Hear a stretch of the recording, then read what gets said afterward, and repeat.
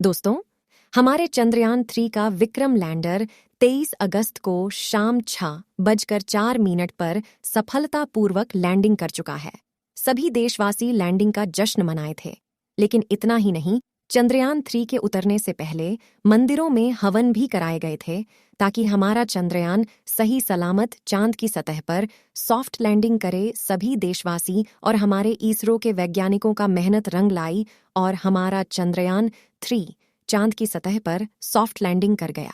लेकिन दोस्तों, चांद की साउथ पोल पर लैंडिंग करवाना इतना भी आसान नहीं था। तो आइए जानते हैं हमारे इसरो के वैज्ञानिक ने इतनी मुश्किल पल में भी कैसे लैंडिंग करवाया। दरअसल दोस्तों, इसरो ने बताया कि लैंडिंग के दौरान कुछ पलों के लिए ग्राउंड सेंटर से संपर्क कमजोर हो गया था।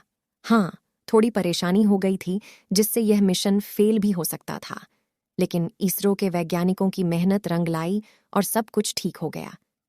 आइए जानते हैं कि चंद्रयान 3 के जरिए चांद पर उतरने वाला भारत दुनिया का कौन सा देश बना। दोस्तों, एकदम स्पष्ट है कि भारत चांद पर सॉफ्ट लैंडिंग कराने वाला दुनिया का चौथा देश बन गया है, जबकि दक्षिणी ध्रुव के पास उतरने वाला भारत दुनिया का पहला देश बन चुका है। इससे पहले अमेरिका ने चांद पर 11 सॉफ्ट लैंडिंग की है। उसका सर्वेयर 7 यान दक्षिणी ध्रुव के थोड़ा करीब गया था, लेकिन ज्यादातर चांद की भूमध्यरेखा के आसपास और 2 उत्तरी गोलार्ध की तरफ ही पहुंच पाए थे। लेकिन दोस्तों, हमारे चंद्रयान ने इतिहास रच ही दिया। 140 करोड़ लोगों की प्रार्थना और इसरो के 16,500 वैज्ञानिकों की 4 साल की मेहनत रंग ले लाई। अब पूरी दुनिया ही नहीं, चांद भी भारत की मुट्ठी में है। इसरो ने चांद पर परचम लहरा दिया है। अब बच्चे सिर्फ चंदा मामा नहीं बुलाएंगे, चांद की तरफ देखकर अपने भविष्य के सपने को पूरा करेंगे। करवा चौथ की छन्नी से सिर्फ चांद नहीं बल्कि देश की बुलंदी भी दिखेगी। वही बात करें रूस की, तो रूस ने भी 8 सॉफ्ट लैंडिंग की है, लेकिन सभी भूमध्य रेखा के आसपास या फिर उत्तरी गोलार्ध के करीब थे। वही चीन के 3 प्रोजेक्ट चांद पर गए थे।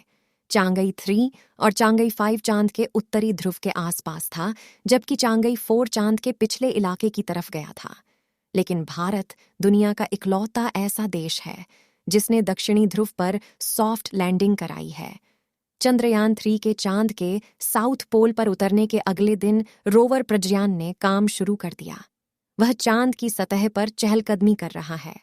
लैंडर विक्रम के सभी पेलोड्स का स्विच ऑन कर दिया गया है। चंद्रयान 3 मिशन की सभी गतिविधियां प्लान के मुताबिक हो रही हैं।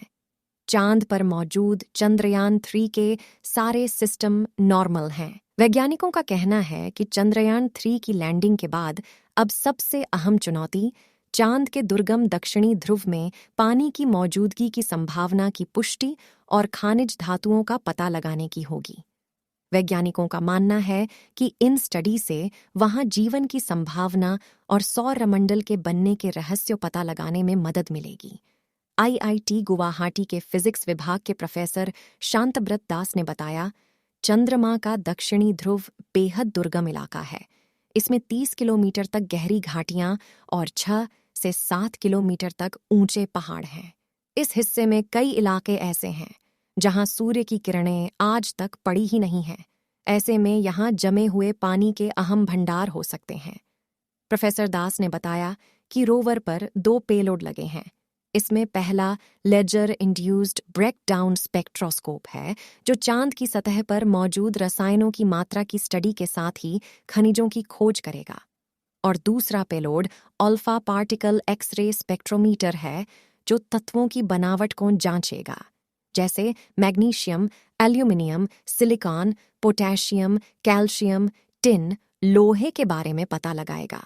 चांद पृथ्वी के बाद बना है, ऐसे में वहां पर भारी धातुओं की मौजूदगी की मात्रा स्टडी का विषय होगी। तो दोस्तों, हमारे चंद्रयान का रोवर प्रज्ञान चांद की सतह पर सही सलामत घूमकर अपना काम कर रहा है। सभी देशों की नज़र अब हमारे चंद्रयान पर है कि चंद्रयान 3 क्या क्या रिसर्च करता है, क्या डाटा भेजता है, इसका इंतज़ार सभी देश को है। तो दोस्तों, आपकी क्या राय है कमेंट सेक्शन में ज़रूर लिखिएगा। और अगर आप चैनल पर नए हैं तो चैनल को सब्सक्राइब ज़रूर कर दीजिएगा।